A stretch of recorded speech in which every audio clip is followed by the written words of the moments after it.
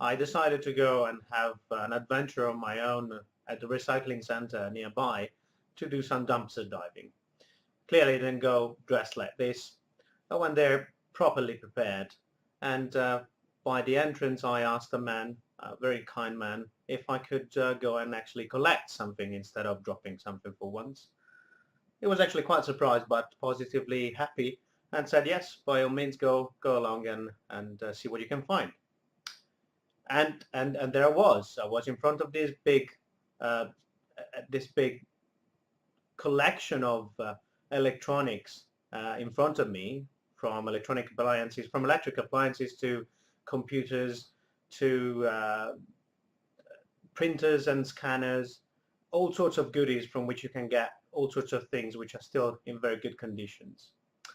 And I grabbed a few things. I went with a motorbike, so I couldn't get too many things away. So as I was collecting my findings, I then went off towards my motorbike and got stopped by somebody who told me off because I can do that. It's illegal apparently to do that, as they don't want, how did he put it? They don't want to get the responsibility of you bringing those things home, plugging them into the socket, and then your house will be on fire. And I guess to many degrees they have a point. That's what PAT testing is about. But as usual, with these sort of things, we're going to the other extreme, which is the nonsense. I think we need to do recycling. I think we need to do more of these things. We need to be able to get there, find something that is still useful, get it home and use it instead of destroying it forever. That thing costs money from the moment it is produced to the moment that it is destroyed. Destroying things costs money. Not destroying things and repurposing doesn't. So, but rant apart, let's see what I found this time. I have been able to sneak something back home despite that man, and I want to show you what I did find. So let's get on the table and have a look at what I found. And this is it. Obviously, I cleaned up whatever needed to be cleaned. Frankly, there wasn't really much that needed to be cleaned.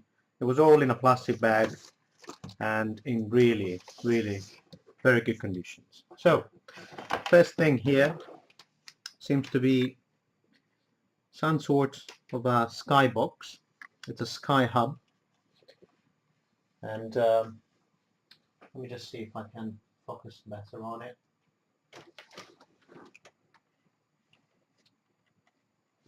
Yeah.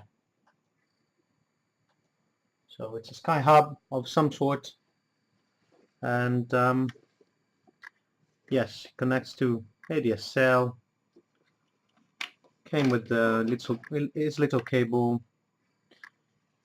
Maybe it could work as a hub of some form. It's got wireless as well, so I would suspect there could be a chance it can be reused somehow. Let's see. The next thing in the bag, there was some premium glossy photo paper from Epson. Never opened. Great. And there was some more glossy paper, open but clearly not finished. What else? There was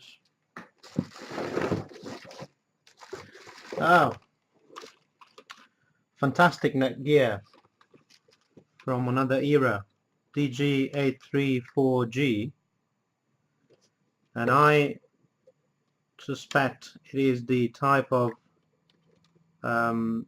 router that can be hacked with the, can't remember now the name of that open source. I'll put it on as a text, as a call out on the video.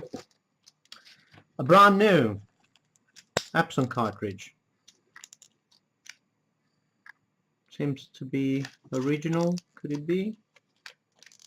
Maybe not. ABS. I don't know what to do with that. I'll probably put it on eBay. I haven't got an Epson printer. Another cartridge, magenta, that goes on eBay as well. And then a few cables, which clearly came with the router and the skybox. Filter, ADSL filter, power supply that I promise I will not put in the socket until it is path tested. Well, this is from Netgear, so in fact it is for the router. Another filter, Samsung TV. Oh, Samsung TV manual with screen wipe. Actually happen to have the same, and that comes with a cable, which is stereo to stereo, 3.5 millimeters jacks. Cool. Then last thing, that's this is this is a car power supply for some sort of device. Could it be, I don't know, it's some phone, I would guess, some old phone. Alright, so let's see if any of the things work, and whether it can be repurposed for something else. And I have connected the Netgear with a different power supply that I had, because I so happen to have another Netgear exactly like this one, so I used that power supply just to be conformant with the health and safety. And let me get this cable away.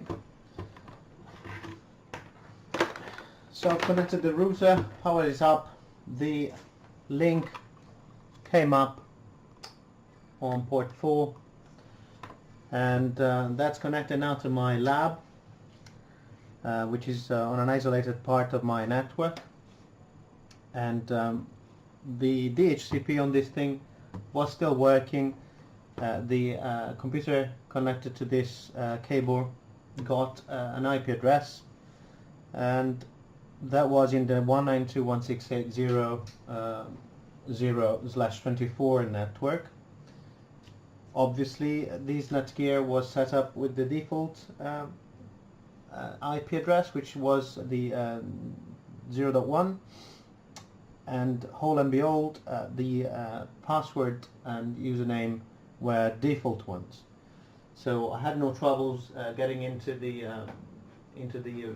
configuration of the router through the web interface. And I've seen a few things of the previous owner, which I will clearly not use to any detrimental purposes. In fact, I have already reset the router to its defaults, so that I can repurpose it for something else. But that goes without saying. As a rule of thumb, especially if you get rid of your hardware, make sure that all your details are wiped out. Just do a factory reset. Is not so difficult. In this case, it is through this hole here. Just need to put a pan for the usual 10-15 seconds as it powers up, and the router will be reset to its defaults. It isn't foolproof. It isn't absolutely security safe, but it is a start. At least I wouldn't have been able to do anything of this sort. So that's great. I'll see if I can connect anything else to this. Let's get our Pi here. Pi's are never enough. The more the merrier. So let's connect the Pi here and see if at least the little switch at the back of the router still works. So it does work there. So I would assume that the IP address of the Raspberry Pi is still obviously within the range of the one that I specified earlier in the 192.168.0.0 network. So let's try and ping the first IP address that I can think of. No. Yes. Okay. Perfect. Perfect. And in fact, maybe there is a way of actually seeing which IP addresses have been already been issued. But I won't bother with this at this point. Suffice to say that it works, and it's good news for me. So I can repurpose this little old router for something else. Obviously, the firmware that I was mentioning about before should be the OpenWRT.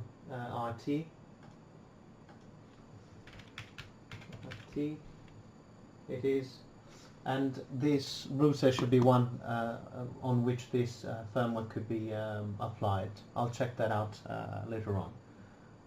So I won't bother testing these cables, of course, and I won't bother testing the microfilters.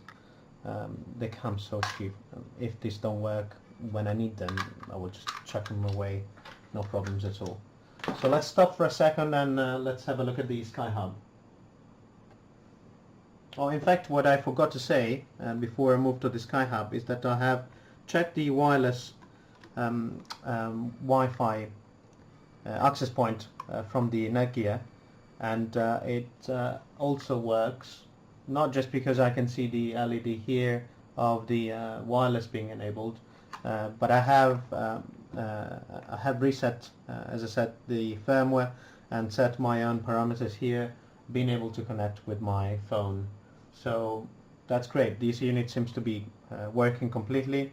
If anything, it's a really still good access point, and it's got a small switch at the back. So it's really nice to set a very small lab on which you maybe can connect a Raspberry Pi or some other device via Ethernet and get to it via wireless, as this combines the two together. So really good unit. And so this is the SkyHub. I have plugged it in. There is a very faint light. Probably can see there. Yeah, so it's come up somehow, and the LEDs at the back of the switch have come up as well. So let's see. So I have been able to connect to the box, as this was also with the default username and password for the SkyHub.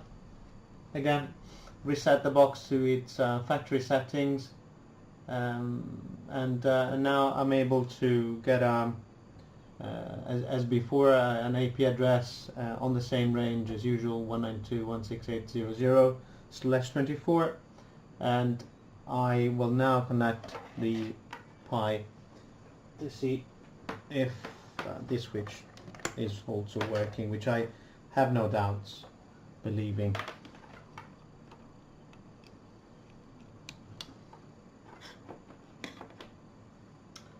Okay, so yeah, the LEDs have come up for the Pi as well, and it's pinging. So yes, it seems to be working fine. So last thing, I'll just check on the Wi-Fi with my mobile phone. And yes, the Wi-Fi was also working. It's a G, it's a 802.1.11G type of wireless, but you know, it's still pretty good. And I think I'm going to be using these units for the little labs that I told you about. It's very handy. It's only 4 port switches. that there are here. But I think with the addition of the access point, they make a really good thing for, Internet of Things sort of stuff that you want to have the Raspberry Pi sitting somewhere monitoring a sensor. Yes, of course you can plug the Wi-Fi USB card onto the Raspberry Pi directly. But say that you have more stuff around that you can connect via Ethernet, and then you have an access point that connects directly back to your central hub, central router. I think this is good stuff and could become in handy. So I'll keep these things, I'll keep these units, and I think it was a great finding.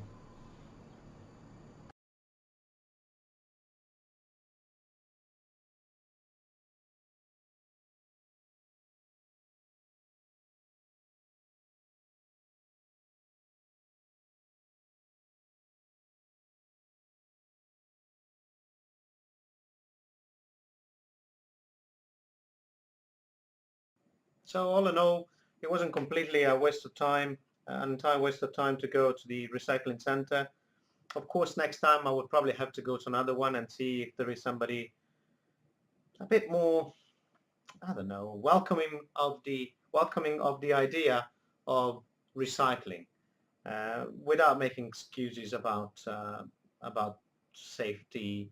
Or yes, as I said, safety is an important factor there, but everything needs to be taken with a pinch of salt. And anything that will be not needing, for example, a power socket.